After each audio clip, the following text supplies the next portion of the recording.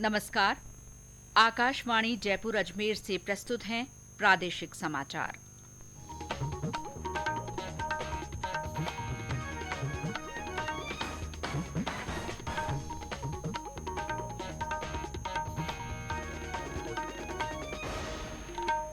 मुख्य समाचार। राज्य विधानसभा चुनाव के लिए 200 निर्वाचन क्षेत्रों में 1875 उम्मीदवार। जयपुर जिले में सबसे ज्यादा 199 प्रत्याशी मैदान में। देश में इस वित्त वर्ष में अब तक 12,37,000 करोड़ रुपए का प्रत्यक्ष कर संग्रह। आयुर्वेद दिवस पर विभिन्न कार्यक्रम आयोजित। और प्रदेश में मौसम में बदलाव से कई जगह बारिश, तापमान में भी गिरावट।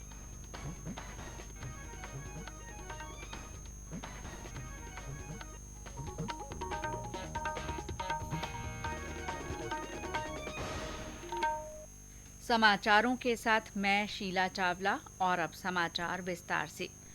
राज्य विधानसभा चुनाव के लिए 200 निर्वाचन क्षेत्रों में कुल 1875 उम्मीदवार मैदान में हैं। इसमें 1692 पुरुष और 183 महिला उम्मीदवार हैं। इस चुनाव के लिए कुल 3432 नामांकन पत्र भरे गए थे, जिनमें से 392 खारिज हो गए थे और 510 नामांकन वापस लिए गए हैं। भारतीय जनता पार्टी की ओर से सभी 200 विधानसभा सीटों पर उम्मीदवार मैदान में हैं। वहीं कांग्रेस के 199 उम्मीदवार हैं। कांग्रेस ने भरतपुर सीट आरएलडी प्रत्याशी के लिए छोड़ी है। मुख्य मुकाबला हालांकि भाजपा और कांग्रेस में ही है, लेकिन बहुजन समाज पार्टी, राष्ट्रीय लोकतांत्रिक पार्टी, आम आदमी पार्टी, कुछ क्षेत्रीय दल और निर्दलीय उम्मीदवार भी मैदान में हैं। जयपुर जिले में सबसे अधिक 199 उम्मीदवार इस चुनाव में भाग्य आजमा रहे हैं। जिलों से चुनावी हलचल के लिए आज चलते हैं डांग क्षेत्र के करौली जिले में। उत्तर प्रदेश और मध्य प्रदेश की सीमा से लगते करौली जिले में दीपोत्सव की त्योहारी रौनक के साथ ही एक ओर उम्मीदवारों ने मतदाताओं को रिझाने के लिए कमर कस ली है, वहीं दूसरी तरफ निर्वाचन विभाग की चुनावी तैयारियां भी अंतिम दौर में हैं। करौली जिले में करौली, टोडाभीम, नादौती और सपोटरा चारों विधानसभा क्षेत्रों में चुनावी पहल नजर आ रही है। इनमें सपोटरा और टोडाभीम सीटें अनुसूचित जनजाति के लिए, वहीं हिंडौन सिटी अनुसूचित जाति के लिए आरक्षित है। इनमें इस बार 10,82,000 से अधिक मतदाता 41 उम्मीदवारों के भाग्य का फैसला करेंगे। निर्वाचन विभाग ने जिले में 1036 मतदान केंद्र बनाए हैं। शांतिपूर्ण और निष्पक्ष चुनाव के लिए पुलिस फ्लैग मार्च निकालकर लोगों को भयमुक्त होकर वोटिंग का संदेश दे रही है। वहीं संदिग्ध गतिविधियों पर कड़ी नजर रखी जा रही है। जिले से सटी उत्तर प्रदेश और मध्य प्रदेश सीमा पर चेक पोस्ट लगाए गए हैं। परंपरागत रूप से कांग्रेस का गढ़ माने जाने वाले करौली जिले के हिंडौन विधानसभा क्षेत्र में कांग्रेस ने वर्तमान विधायक भरोसीलाल जाटव का टिकट काटकर अनीता जाटव को मौका दिया है। वहीं भाजपा ने पूर्व विधायक राजकुमारी जाटव को मैदान में उतारा है। इस बार विधायक भरोसीलाल जाटव के पुत्र ब्रजेश कुमार जाटव ने बसपा प्रत्याशी के रूप में चुनावी रण में उतरकर मुकाबले को त्रिकोणीय बना दिया है। जिले के टोडाभीम विधानसभा क्षेत्र में कांग्रेस ने मौजूदा विधायक पृथ्वीराज मीणा के स्थान पर पूर्व विधायक घनश्याम मेहर को प्रत्याशी बनाया है। वहीं भाजपा ने रामनिवास मीणा को मैदान में उतारा है। सपोटरा सीट पर कांग्रेस ने एक बार फिर से रमेश मीणा पर भरोसा जताया है। वहीं भाजपा ने हंसराज मीणा को अपना चेहरा बनाया है।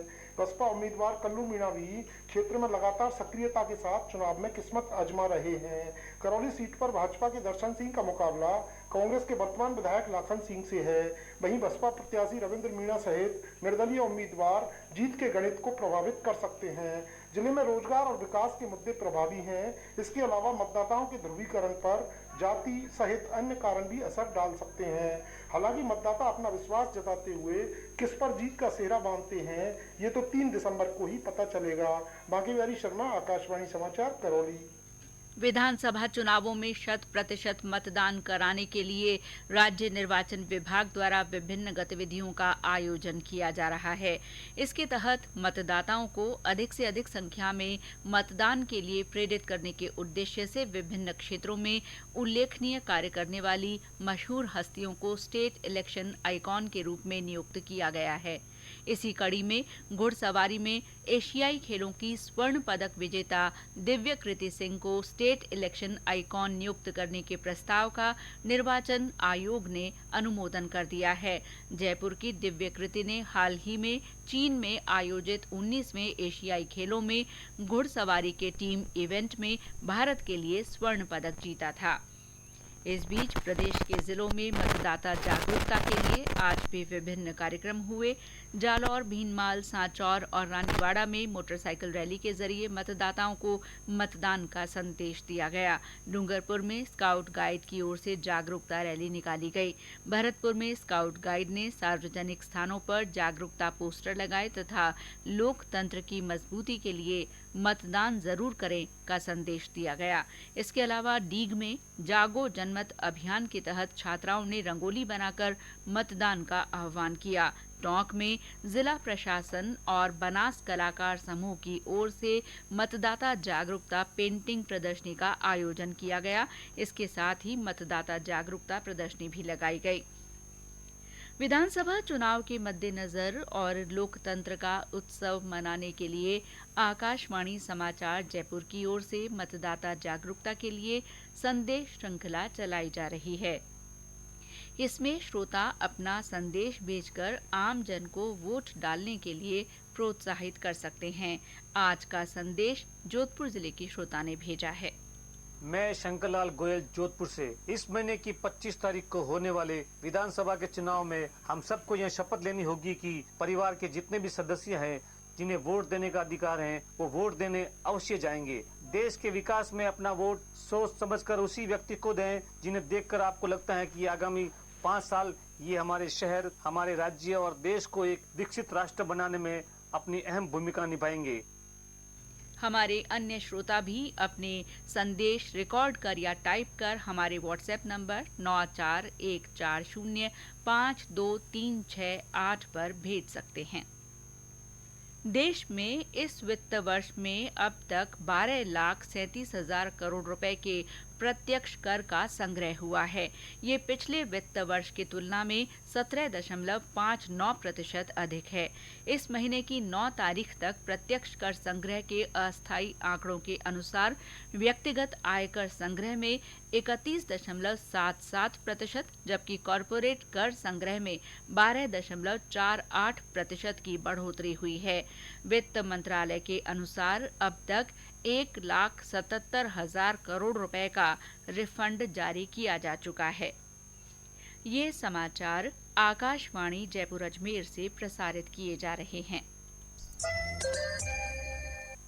आज आयुर्वेद के देवता भगवान धन्वंतरी की जयंती आयुर्वेद दिवस के रूप में मनाई जा रही है।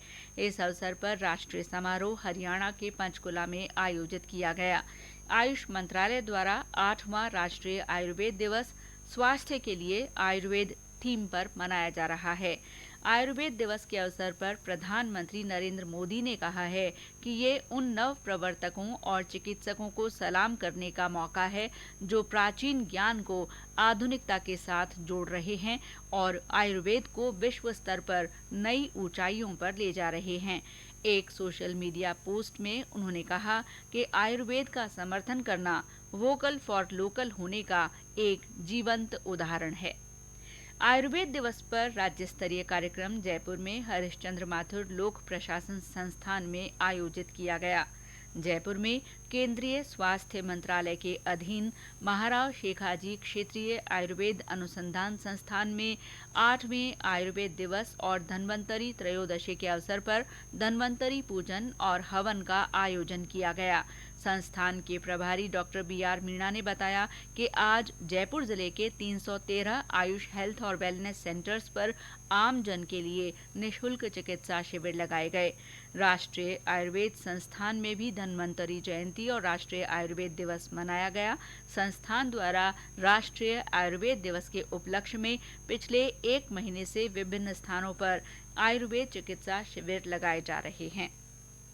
दीपावली त्योहार के अंतर्गत आज धनतेरस मनाई जा रही है। इसे धन त्रयोदशी के रूप में भी जाना जाता है।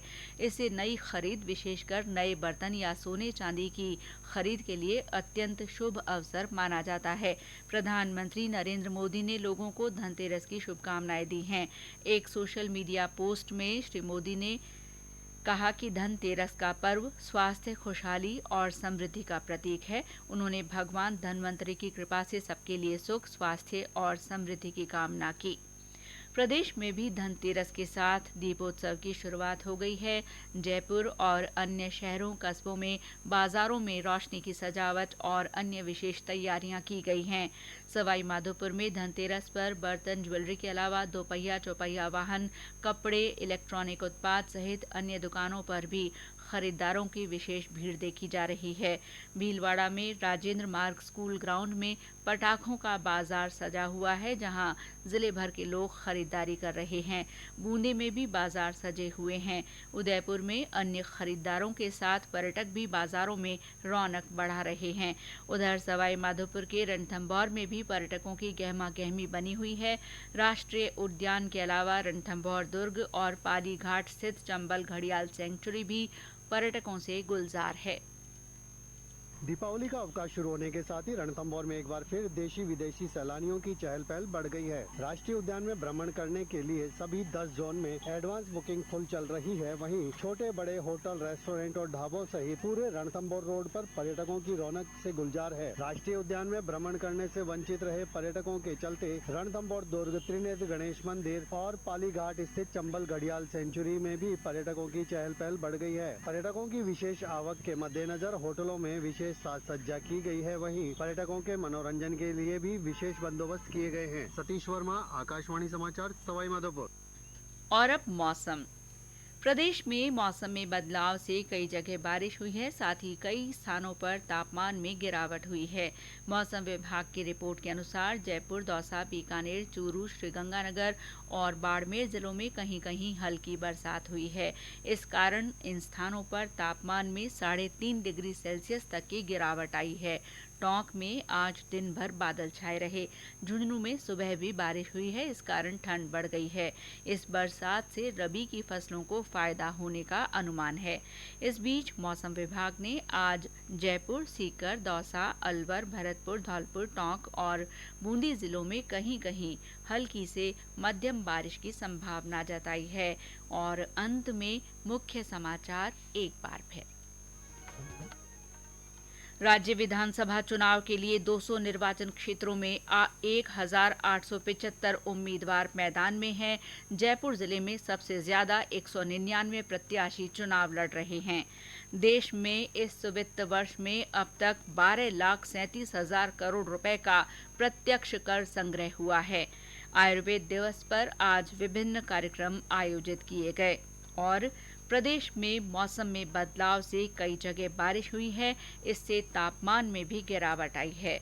इसके साथ ही प्रादेशिक समाचार बुलेटिन समाप्त हुआ। नमस्कार।